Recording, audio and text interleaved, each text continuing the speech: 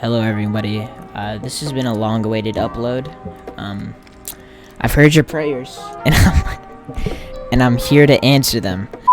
Anyways, that's besides the point. The point is, this is a guide to making mechs. So I'm gonna give you tips and tricks and whatnot. Here's a list or overview of what we're gonna be going over. And with all of that out of the way, I'm not gonna waste your time any further. Let's get into the first tip or trick, whatever you want to call it.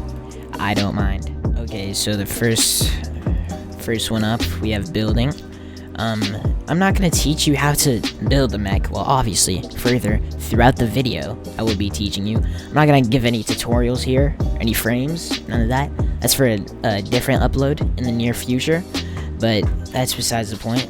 Model here that you can find on Sketchfab. I'll be linking Sketchfab in the description below. This is Cherno Alpha. I'll also be using Cherno Alpha in 2 other examples. Not 2, I'm not sure how many. Definitely for more than 1 example in the future, or covering this list. Okay, so next up we have 2D, or a 2-dimensional reference. For this, like I stated in the previous skill, we're going to be using Cherno Alpha as an example. For my Striker Eureka, there would be another progress video for that, by the way. But that's besides the point. For my Striker Eureka, I have a 2-dimensional head right here. Obviously, it's very layered, 4 blocks, so you can use how much ever depth you want. It doesn't have to be 1, 2, even a million blocks. It doesn't really matter, right? And this is also another example from my Jet Jaguar showcase. Go be sure to watch that, by the way. We have a Jet Jaguar layout. It doesn't have to be the best. This is obviously very poor in quality, but I'm just gonna be building Cherno Alpha's bucket head because it was the easiest, and I do not have any intentions of putting effort into builds today, but yeah, let's get into it.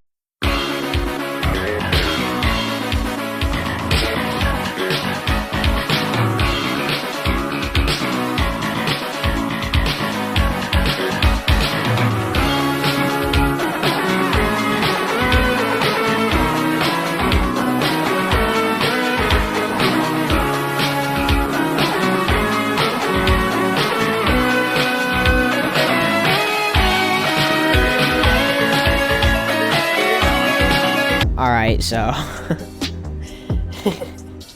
this doesn't look this doesn't look the greatest, but you know, it gets the job done. Like I said, I wasn't gonna put any effort into this because this is just kind of a basic showcase of what skills are necessary to build mechs like me, because I've been getting requests, lots of requests to build like, wait, am I recording on Roblox? Anyways, I've been getting lots and lots of requests to build like me on Playing Crazy. I'll be using this for another example, and that's because the next skill is going to be overlays. Anyways, this example is going to be involving Canva. Canva is completely free. All you really need is an account. Well, you don't really need an account. That's besides the point. Once again, I'm not here to waste your time. I want to make this video as efficient as possible. Alright, so now we're in Canva. So what you want to do from here is go back into Roblox, screenshot your... I can't get over how this thing looks. Screenshot your build, right? Throw it into Canva. Take whatever thing you've built, whatever model, whatever mech, doesn't matter, right? Screenshot your mech. And then you also want to paste that into Canva. Now from here, you're going to click on transparency up at the top left. Turn it down. And then you can rescale, adjust, like, the angle that your build is at. I'm going to stick with 0 here. I'm gonna zoom in to get a better view. I'm just gonna try and line it up with everything right here. Okay, that should do, that should do. As you can see, this has a ton of flaws. For one, it's not proportionate at all. For 2, the build just sucks. It has no effort put into it. But I hope you understand the whole gist of Alright, moving on to the next tip, we have details. These, it depends on I think of details as minuscule shapes, shapes that can't be obtained with normal blocks.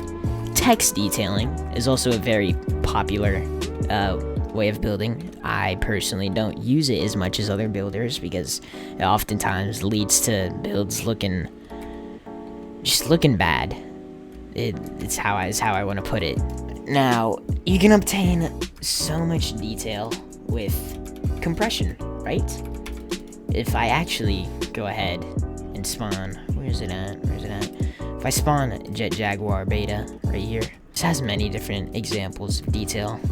For one, we have the head. This uses an angled cutter and a bunch of text, right? Text can be used for very small, unobtainable details, like without blocks that are physically impossible to make with normal blocks. Two, we have these arm sockets. These are also used for details. As you can see, I've locked these in. Another example of compression or angles. These help so much. You guys don't understand how much angles and compression help. They really boost your build. Anyways, that's completely besides the point. Or no, that is the point. What am I talking about? Sorry, I got a little sidetracked there. If we take a look at the chest as well, this is also angled. Excuse my character right here. Nowhere else to put the seat. But angling multiple blocks also helps so much. Really gives your build, really looks like your build has been put effort into. Yeah, that's my basic overview of detailing. Detailing is like a learning curve because it has so many little aspects, like learning how to compression lock. Used to be motor locking, but these things are just old-fashioned now. Compressors are unreliable sometimes because they break a lot, but I still use them because of their features like invisibility and no collision. Secondly, we have angle locking here. This is basically like camera lock, but it isn't welded to the seats. If you guys know what camera lock is, you can make your angle locks, a ton of these. You can make them non-collision, non-powered, meaning you have to press your key to activate the angle, but if you have them on powered, they just angle automatically. I recommend having them on non-powered because it makes the game a lot less laggier, and whenever you do have your angle locks on powered, it all locks at once. And if you have a high compression count, if you have a high compression count, these will often break welds, and it's just a big mess, a big frustrating mess. But yeah, I forgot to mention, you can also make them transparent, which makes them so much more alike to camera locking. But that was my basic explanation of details. Now let's move on to the next set of skills, what am I talking about? Let's move on to the next skill, tip, whatever you want to call it. Again, I don't mind. Alright, for our next skill or tip, we have a layout. Layout is basically how your mech is positioned without it being spawned in. This is common layout that me and many other mech builders use. So let's say these are your legs. They're bent at a 90-degree angle. You have your arms like this. They're also bent at a 90-degree angle. And then that right there in the middle is your torso. And then you have your head up top. There's an example for this. I have a very old, where is it at? A very old Miles Morales. It kind of sucks if I'm keeping it a buck. If I could just find it. Alright, so here it is, and this is the layout that many mech builders, even me, use. Once again, the legs angled at 90 degrees. the torso in the middle. Oh geez, I didn't mean to sit in there. And then the arms also bent at a 90-degree angle. This just helps with posture. And so, real quick, I'm gonna build a stick mech that we're gonna be using for more examples as the list goes on. Yeah, there's nothing else to say. We get into the speed build.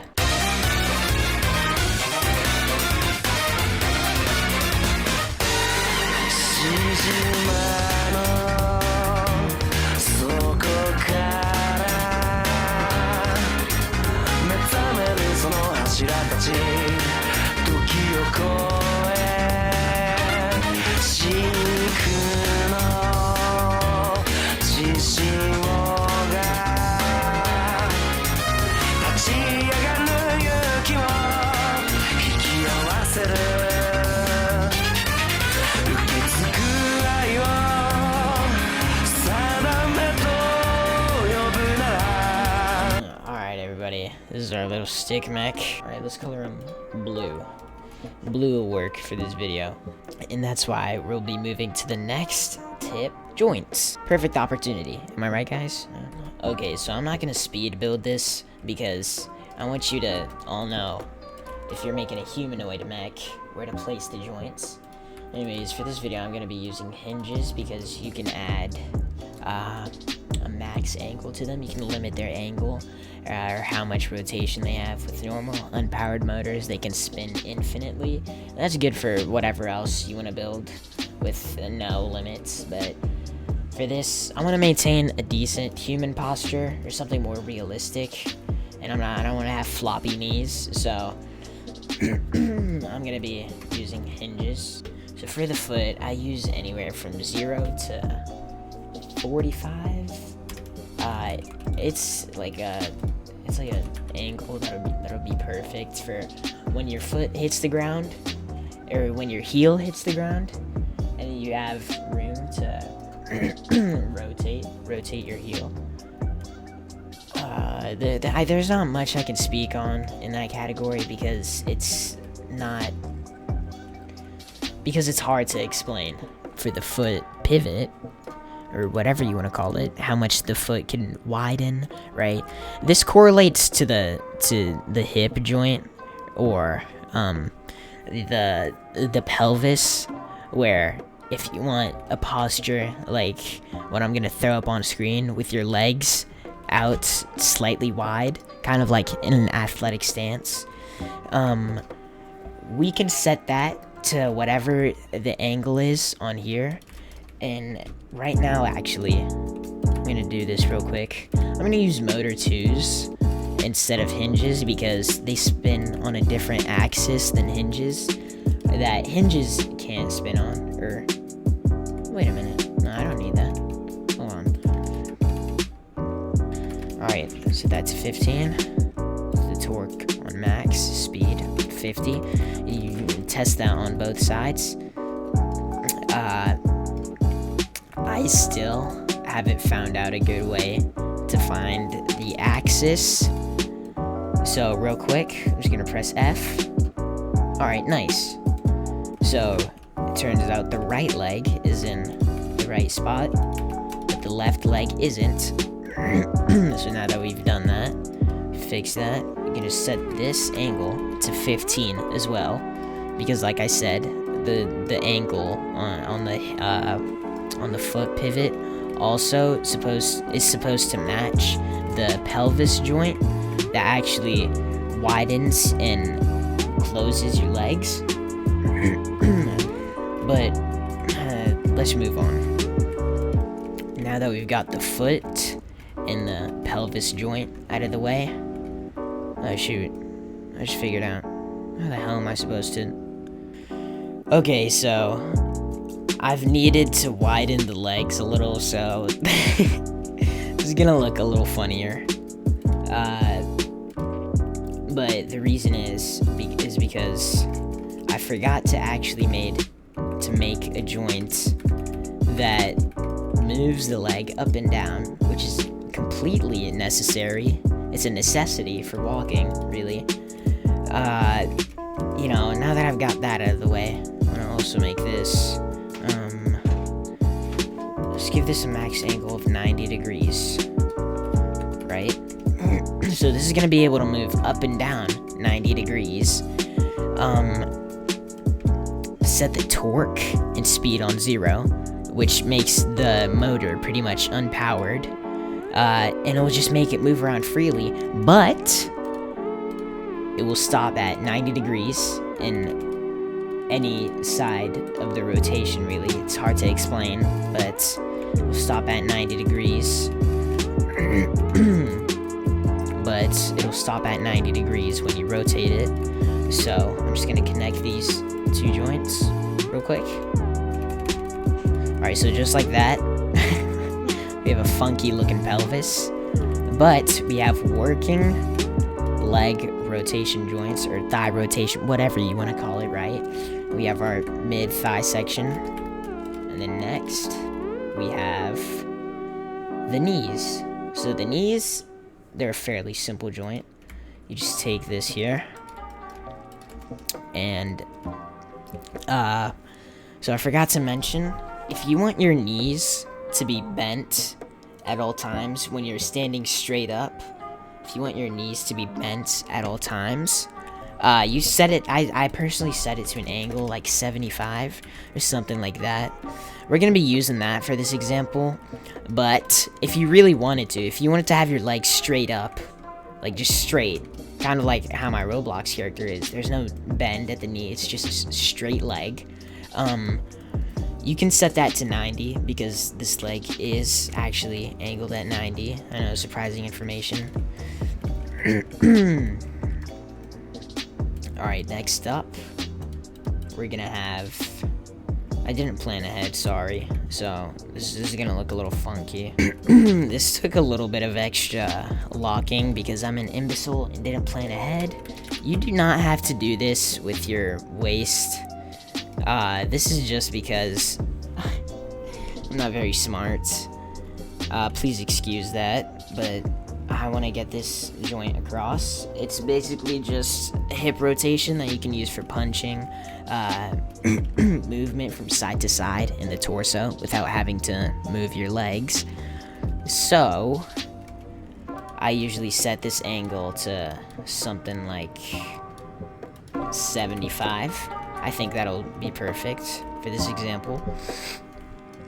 Now that we have the lower body done, we're gonna move to arms. Okay, so this is gonna work perfectly.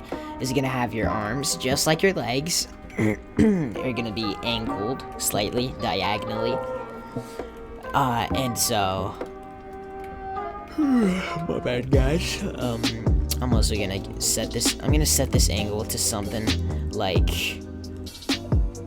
45. I think 45 will be perfect. Or no, not 45.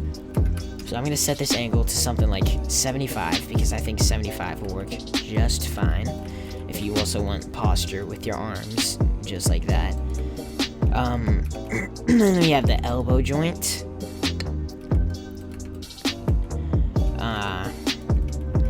You can also set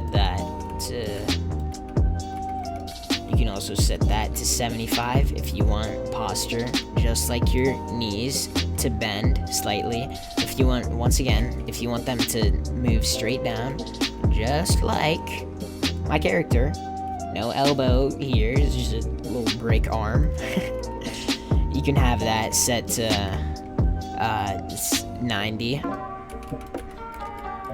But we have pretty much all of the joints done. If you really wanted to, you could add wrist stuff, but for this example, I'm not going to be doing that. You can also add head movement, but this is just following the basics. I will be adding a more complicated tutorial in the future to my channel that goes over stuff like the like what I just mentioned. I'm gonna fix this a little more. It looks more appealing to me. Okay, that looks even worse.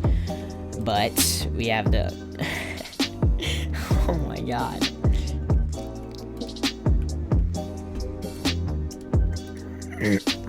Okay, I just need to paint the rest blue, so it doesn't look too visually appealing.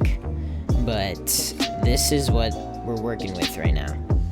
This is gonna be our little configuration mech, whatever you want to call it. He's a bit tall, a bit tall for his size if you haven't noticed. But we're also going to be using this for the weight distribution example. Helium and ballast and how your mech is going to stand up. Usually, I'm just gonna cut straight to the point here. Usually, I like to have helium in my upper body. And that helps the mech stand. Not necessarily in the arms, really, but we're just gonna use that for this example because I don't think that has this much capacity because of its size. And I'm gonna set the leg ballast to 5, and there we go. We have a floating mech. Yay! All right. So to fix that, you just increase the density, which makes your build heavier, and boom, you have a. I need to fix the arms. 1 second, guys. Boom, boom, boom, boom. There we go. Now you have a standing mech. Yay! It doesn't stand too great. Oh, that's because his legs messed up. 1 second, guys. All right, sorry. I forgot to cover legs. I forgot to cover this joint on the legs. I forgot to fix that, so now it should stand pretty nice. And if we click, alright, for some reason this is not bending right because of some weird glitch that's happening with Motor 2 or some weird bug, but we're just gonna brush past that because actually we aren't gonna brush past that. I don't recommend you use Motor 2s. Previously, they were working fine. I don't know what happened, but my friend, Evan the Train, taught me if you had lost there, boom, they won't wobble or mess up. So we're gonna, but for this example, I just tested it out. We're not gonna use that because it also weighs the mech down more. And that's going to be a problem. With bigger mechs, if you're using them for like a mechanism, I'm going to be using that for my Striker Eureka chest. Be tuned to see that in the progress video, but sorry, I got kind of sidetracked there. Now we have our little dude with the ballast, whatever, right? So I'm going to highlight the things that weigh the mech down, and the things that do not. I'm gonna paint the helium black. I'm gonna paint the ballast red. And this is usually how I like to distribute weight throughout my mechs. You can find many different alternatives to this. There's a ton of different ways. It's unique how people change their ways of building, especially in weight distribution. So that's the basic overview of weight distribution. There's more complicated stuff to it, but I want to make this video pretty short and efficient. Alright, so moving on to power, we're going to be using small propeller engines. For bigger builds, like my Cherno Alpha, for example, you'd want to use something like super rocket engines because those are extremely powerful. Let me demonstrate that real quick, though. I'm going to set that to K. K will work. And just with the slightest tap, boom, that thing's gone. So they super rocket engines are very powerful, but only use those for bigger mechs. For bigger, heavier. My bad, I forgot to state that. For this, I usually like to have my source of power in the thighs. That you can add propeller engines or rockets to your arms for punching and many other features, but I'm focusing on a walking mech here. And so I will be posting a video in the future going more in depth to more functionality stuff like in the upper body involving rockets and whatever else, right? but for the main purpose of this video, we're gonna focus on a walking mech, something more simplistic for everyone else that wants to build like me, because I've had many requests for tutorials, and this is kind of a dumbed down version of my building style. Not that I'm calling you guys dumb or anything, but you just need to play consistently to play like me, because I have 138 days on this game. But sorry, I got sidetracked here. The main focus of this skill is making your mech move, right? And so I like to have my source of power in the thighs, like I've stated previously. So I'm gonna be testing it a bit, and as you guys can see, boom, he walks pretty funky, but we do have a walking mech, and it's not a ragdoll mech necessarily, even though it's very flimsy, but it walks smoothly. I'm just very happy that it walks. And for turning, I like to have turning in the waist. I usually have it towards the back in the front. So for turning, I'm actually gonna delete these at the lower body, or lower torso. So for turning, I like to use D and A, just like W and A. So just like W and S. So my whole movement,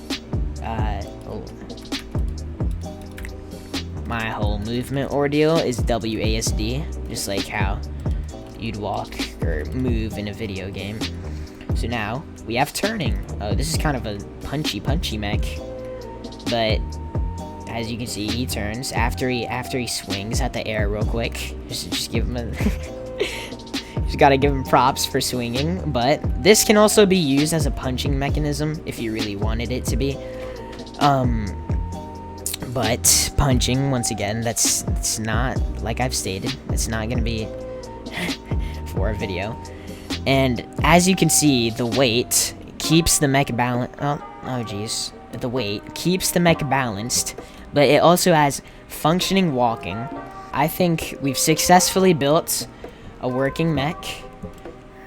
But real quick, there's just one more tip to go over, and this is for more visual styles. We're going to be going over coloring.